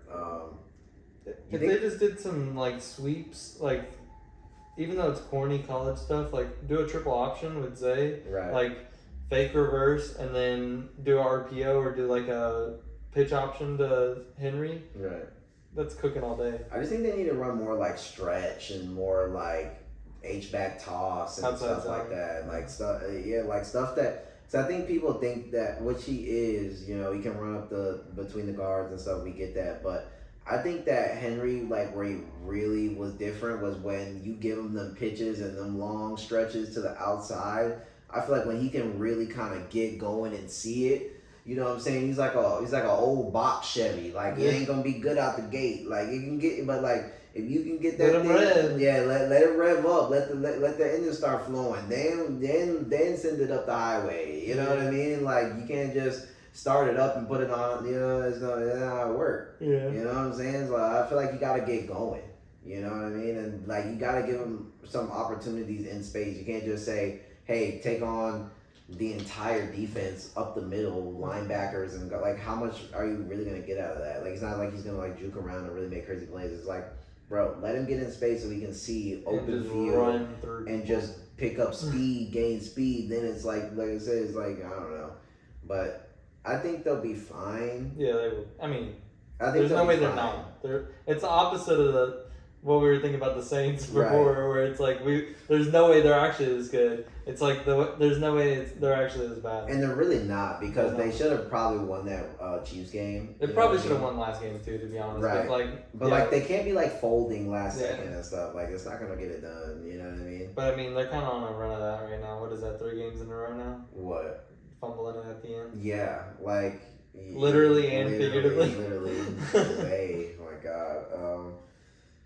Yeah, I don't know what's going on with the Ravens right now, but I think they'll figure. They're one of those 0-2 teams where it's like if they were my team and we were sitting at 0-2, I wouldn't be like. I think they play the Cowboys this week. I think that's this week, isn't it? Really? I thought the Cowboys played somebody else, but I don't know. I haven't really looked at the schedule before. I don't remember, but I'm pretty sure. I feel like I was talking about it today, or whatever. But yeah, I haven't looked at the schedule, but if they do, then that could be a bounce back game. But I feel like both teams are going to be wanting to bounce back, so it could be like again another last second, or it depends on if CD plays. Apparently he's kind of hurt now too, so I don't know. Yeah. But Texans. I mean the Jaguars, Colts, Titans all 0-2. AFC South looks like dust other than the Texans. Like they're all garbage, just in like a different style. I don't know what happened with the Colts on that Packers game, to be honest. Like, bro, we're losing to Malik Willis. Like, yo, that is such a dud. Like, perfect game plan. But I feel like now they got locked up. I feel like now people are finally starting to lock on though, to the point of like, bro, Anthony Richardson is not some like dot masterclass, bro. Like he's a freak athlete. He has a rocket arm. He can make deep throws. He can, make some plays. Obviously, he's good in the running game. He's strong. He can get you. But it's like when it comes to like, all right, AR, 5-step drop, hit, you know what I'm saying? Go from read 1, read 2, read 3, find who, if they're not open, like that part of the game, he ain't like that, bro. Yeah. Like that we'll see this week. He plays another hard one. Oh, bro, I feel like y'all. He's got 3 secondaries in a row that are crazy. That's actually bad. I feel like y'all are gonna eat him up. Yeah. To be honest, like he literally can't make crazy reads like that, bro. Like he's gonna try. I'm telling you what he's gonna try to do. They're gonna send Alex Pierce down, or whoever, down the sideline, and he's just gonna absolutely rip it before he goes down. Yeah. And your defense is gonna be like, is that coming toward? Oh shit! Like, you know what I'm saying? Like, you're not gonna know, and then he's just gonna bomb you. You know what I mean? But when it comes to him actually having to make a read, like he threw a pick against the Texans, he threw like 2 against Green Bay, like he can't actually sit there and make a read. Like he's still super raw when it comes to like, I have to like that last pick was nasty, bro. It was never open. The linebacker was literally lurking that the entire time, and he still threw it right to the linebacker. And it was like the linebacker was with Pittman like that entire route, and we still threw it. Like, and it was just like, how do you look at that and be like, that was the right play? It just wasn't. But he doesn't read the field like that. He's just an athlete. He's literally just an athlete. If he throws it more than 35 yards down the field against us, I don't think that it's coming down with their hands on the ball. Yeah. At all. He has an insane. I think it just takes. If he can get it under 35, he might be able to cook a little bit. Under 35? Yeah. I think that's where he's at his worst. I know, that's what I'm saying. Because he's not. Apparently, we're Josh better Brown's supposed to be back though. I don't know, bro. I don't care. I don't know. but bro, we just locked. Tank Dell. We pretty much locked Yeah. up Tank Dell and Stephon Diggs. Stephon Diggs had an alright day. He just had like some clutch catches here and there, but like And Dell didn't do anything. Nico did good, but it was really the lasers from CJ that was the difference maker. It was CJ making some plays. That's what I'm saying. Like, but, we made it really hard on him, even on those freaking amazing throws. Right. So, being hard on Anthony Richardson. Yeah, like being hard on Stroud, like Stroud just kind of like figures it out, like makes dots. But hard on Richardson, that's a dude. But Richardson is nice though. I just think like when you think of pro athlete, that's like literally Anthony Richardson's definition. It's like pro. It's like when you go on CFB and you look at those dudes that are like, okay, his thing just says fucking athlete, doesn't say quarterback. Like that's literally Anthony Richardson. He's just athlete, bro. Like. If you wanted to, you could probably play wide receiver, like tight end or something. Like you could literally just. He might actually be nasty. That's what I'm saying. So it's like he's playing quarterback, but he's just literally a freak athlete, and so he just made it this far. He puts on 30 pounds, goes to edge rusher. Yeah, like, bro, he's just a freak of nature, bro. Will Levis is garbage. Let's just call it bad. Like he might be the next bust. Like we already know Bryce Young, you're a bust. Like. Will Levis, you're next. We need the trifecta of the stupid picks after he throws a pick. They're getting like, is he gonna do it again? He has to. Like the coach is like losing his mind over there on the sideline. Like he's like, what the fuck was that? Yeah, he's like, bro, what are you doing, Levis? And Levis is like, oh no, trying to make a play. Where's my minute? Like he's just like, Levis is out of there, bro. My hands are slippery. Yeah, like, the mayo. Bro, he's too like.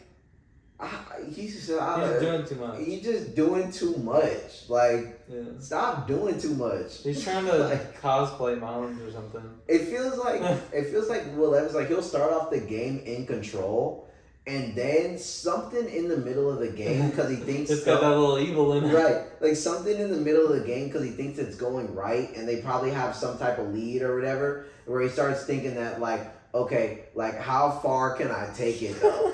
Like that worked. Okay, maybe if I like try to do a behind, it's like stop trying to do shit. Like just hand it off to Pollard and then throw to Hopkins. Like it's not that hard. Yeah. And then, bro, if you're getting sacked, just get sacked, bro. It's not that bad, bro. It's not that bad. They be in like field goal range too when he does this shit. So that's what makes it worse. It's like, bro, just take the sack, we'll kick. Like it's fine, bro. Like we get it. Like the defense, like they made a good play.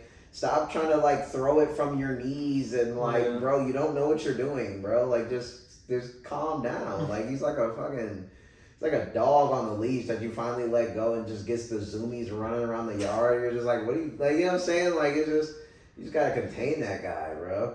I like what that one dude said where they were like, I think it was like that podcast that we were listening to on the way back here or whatever when he was like. Maybe they should just like take away his mayonnaise until he like figures it out. Like, yo, timeout. Like one more stupid turnover, no mayo, dead ass. Like you know, no dukes, no dukes, no mayo, no light mayo, no nothing. Like you completely cut off until you just start like thinking straight. Like you know what I'm saying? Like you're just getting ridiculous. Jaguars, I don't even have like analysis on what's going on down there. They just look ass, bro. Like, straight ass. It's gotta be their OC, right? Their defense still looks okay, though. They don't look great, but they look okay. They look decent. I mean, they're keeping teams to, like, low scores, but, like, bro, this offense sucks, bro. Yeah. Like, what's good about the offense? Like, what can we even say? No one catches the ball, apparently. Yeah. Like, Christian Kirk doesn't get targets, so you're like, okay, that means Brian Thomas is getting targets. He's not getting targets either. Like, and Gabe Davis, too, right? Gabe Davis, he gets no targets. Evan Ingram's I was lucky thinking about picking up Gabe Davis just to throw him on and see if it's like one game. The one Gabe Davis game where he just has like 150 and like 3. I'm like, waiting. It's just like insane. I've been eyeballing him on the waiver. I'm like, It's coming, bro. It's coming. You might have to. Bro, he's gonna have a game. He's gonna have a game where he's just gonna be unstoppable, bro. Yeah. Like that was the thing about you play Gabe Davis in Buffalo. Like, look, he could have 3 catches for 40 yards. Or it's 8 for 200 right, and 3 or days. he can literally have 250 this game right now. What do you want? It's the biggest gamble. It's the biggest thrill. You don't know if it's going to be the Gabe Davis game. It could happen. But he doesn't get targets either. So who's catching the ball, bro? Not ETN. So that's what I'm saying. Like, what are the plays? Because like, if nobody on this team is getting any targets, then what are we doing to move the football forward? Think Bigsby. That's the best player on the team, clearly. It's like, what are we doing to move the ball? Because I'm not getting it. The Patriots figured it out with the Brissett, man. I don't get what's going on, bro. Trevor Lawrence gave him this money, and then it's just like, what are we doing? Why are we not scheming up no plays? No, I don't know, bro. The Jaguars, like, I literally just don't have any analysis. You lost to the Browns, bro. And the Browns are horrible. Like, I'm not even gonna, like, Browns fans are trying to get hype off of this. Like, bro, you're garbage. Like, let's just keep it a real stack. Like, y'all aren't it, bro. Like, straight up. And it's crazy because they just need a quarterback. Right. And the Jags, it just seems like the Jags took like 5 steps back. As a Texas fan, I'm sitting so good, bro. I'm not worried about any of these bums in this division. The Colts are like the only ones that are like, okay, the Colts are going to play us hard just like they did week 1, but, bro, Titans, get out of here with that team. Jaguars, bro, we literally have their number. They've beaten us like once in the past like 5 years, bro. Like, they're trash, bro. Get them out. Yeah, AFC South, just give it to the Texans, bro. It's already in our trophy case, bro. Oh yeah, I wanted to talk about the fucking Monday night game. I know you didn't really watch it like that, but yeah, the Eagles. Yeah, the Eagles game. Eagles Falcons, right? Yeah, Eagles Falcons. Bro, Saquon had the nastiest drop at the end. Like, it was actually nasty drop. Like, the Falcons won, didn't they? Huh? The Falcons won, didn't they? Yeah, basically because of that drop. Oh shit. So like, here's how the game. The Eagles had it. They were up by like, I think 6 or something. I think they were literally up 6, and the Eagles, they do that. You know how they do that thing where they take like the whole fucking quarter or whatever to like drive the ball down because they're running it with Hurts and they're playing. They get 3 yards every play. 3 yards. Then they get a first down, but they don't like get far enough to like. Yeah, they get like 6 yards. Right, they get like a 6-yard first. So then you're like, okay, like so they were doing that. They get all the way down to the field. They're at like their own like they're in the red zone. Mm-hmm. It's fourth down and 1. They called the little like where it's like you fake it, you roll out, and the running back's like out there in the flat, like a play action roll out. Yeah. Running back's right there. They called the play. It works. Saquon's naked on the outside. Like the defender is stupid late. Hurts drops it in. Hurts puts the ball perfect pass. And Barkley just like gator hand that bitch and just didn't catch it. And he's just like looking like, what the? Yeah. And then Kirko Bangs, whatever you want to call him, Kirko Chains, Kirk Cousins comes in, bro. They have like a minute left, no timeouts. They already had used them all on that drive. On the drive when they tried to like stop them, like they used all the timeouts. So no timeouts, a minute left. Kirk Cousins hits like 3 like 40-yard passes to Mooney in a row to get down the field, like 80 yards like that, and they were all to Mooney. It was like Mooney for 30, Mooney to 30. Then I think he started off with like a Pitts one for like 20. Do it the Pitts for like 10 or 15. Mooney 20. Mooney 20. They're already in the red zone. Do it to like Drake London on something like that. He got like a first down, got out of bounds. Boom. Then, last play of the game, Drake London just absolutely cooks the fuck out of Darius Slay and hits him with the corner tug game winner. But then Koo had to like make a kick or whatever to like seal it. But bro, like it was honestly the biggest sell of all time. Yeah. Then the Eagles got the ball back, but it was like already it was over. Like Jalen Hurts tried to throw it and pick, but yeah, dude, it was such a shit show. I still need more Bijan though. I need Bijan to start scoring. They just need to feed him better looks. It's like the looks he got last year were so crazy. Just give him that again. Yeah, I think he needs more like passing game work. It seems like they're just trying to just straight run him, and like it's like they were like, oh, we're trying to use him like Christian McCaffrey. Okay, well then use him like Christian McCaffrey, and then start giving him some passes so that he can like get in open space. Bro, Bijan in open space is the whole point. Right. He's crazy in open space. He has. He's jukes, like a running back version of Debo. Right. He has juke, spins. He can do everything. Yeah. And then I think I won't even say Les Algier, because I think they're actually doing a pretty good job this year with them. Like Bijan, they'll run him, and then he'll have like a nice long run or something like that, and then it'll come out, and you can see him on the top sideline like huffing or whatever. Then they'll put out Jaron for a little bit, but.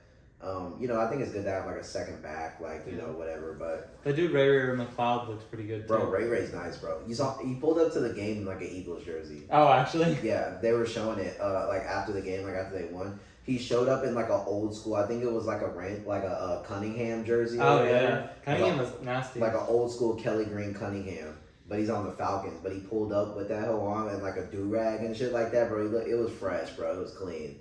And you beat them, bro. It was nasty, but they've been liking using Ray, bro. Yeah, no, I was thinking about grabbing him too. Yeah, like look, he's kind of nice, bro. He kind of got some like little value. Like he's kind of doing shit. Like he's making catches. He's like getting runs in the backfield. He was getting some late too, wasn't he? Yeah, and he almost caught like the game-winning touchdown. The play right before the Drake London play, they ran some play from McLeod in the back of the end zone, and he kind of got hit as he was catching it. He tried to like. Instead of really focusing on catching it, he tried to kind of sell the PI, but they didn't call it. But they got the Drake London play anyway. But yeah, that was a good game. But the Eagles just sold like a motherfucker. Yeah, sounds about right. Yeah. Last thing I wanted to talk about was the UFC.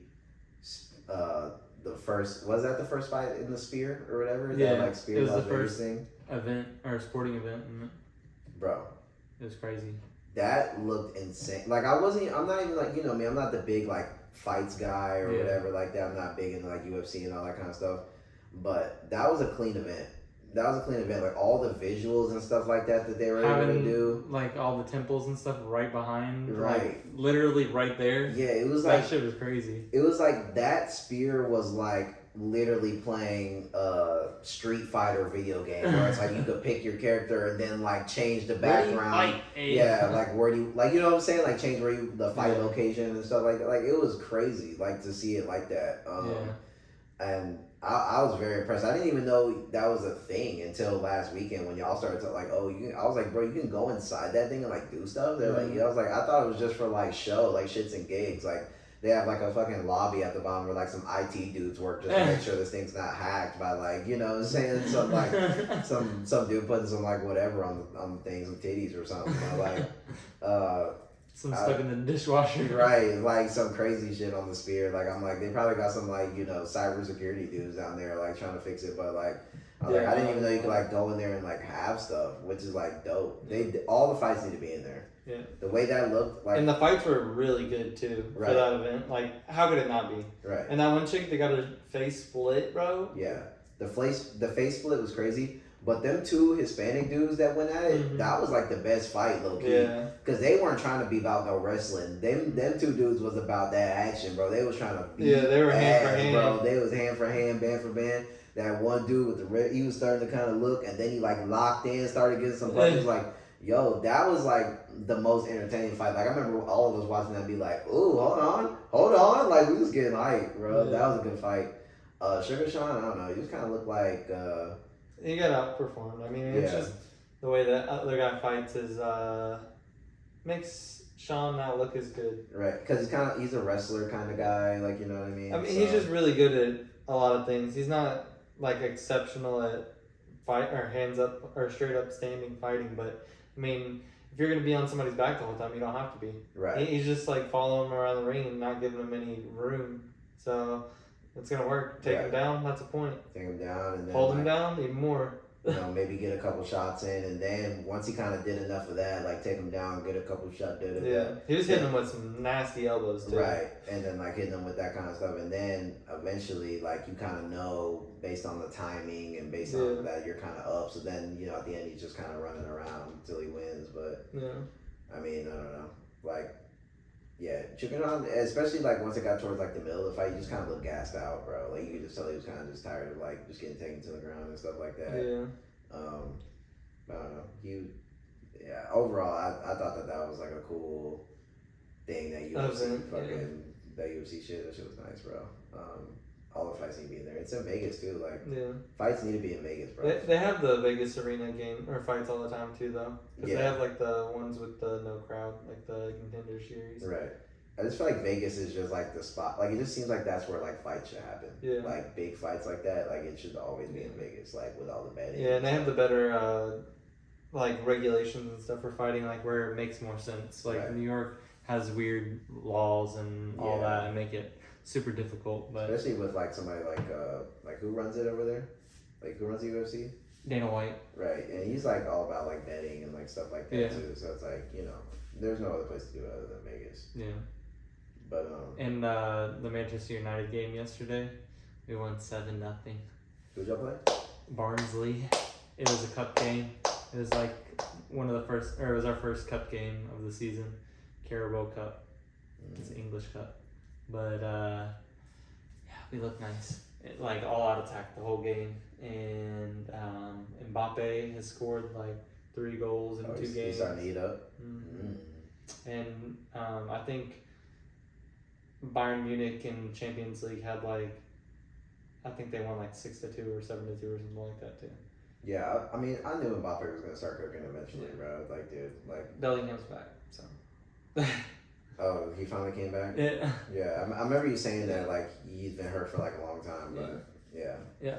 I mean, I knew y'all figured it. I mean, dude, he's too much of a talent to be like, eventually just gonna find his footing. You know what I'm saying? The Manchester United one felt good though, because Rashford finally scored. He scored twice, and Garnacho scored twice. Almost had a third, and then. Are they like y'all biggest op or no? Who? Manchester United. Manchester United is my favorite team. Right. City, Who y'all play? Cities are Barnsley. We played Barnsley. Oh. But no, we've only played them a couple times in history. Oh. But yeah, I feel like I've like never heard of them. But Manchester City is probably our biggest op. Them and Liverpool. Maybe Chelsea. Well, Chelsea's like our little cousin. Liverpool. You know how I feel about Liverpool. Yeah.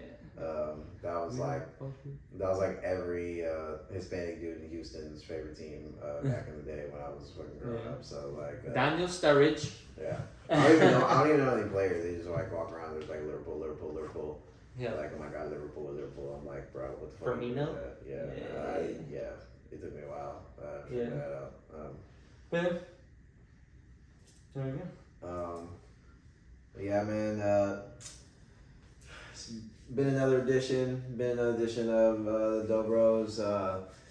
We should be back on Friday to record again. Talk about the college football matchups and the more of the matchups coming up Sunday and that sort of thing, and whatever else pops up in the sports world and entertainment world, whatever. But yeah, I appreciate y'all sticking with us. Appreciate y'all being patient with us for this episode. We've been ripping and running and everywhere and out and about having fun. So, but yeah, we're back to the regularly scheduled program, and appreciate y'all hanging with the fellas.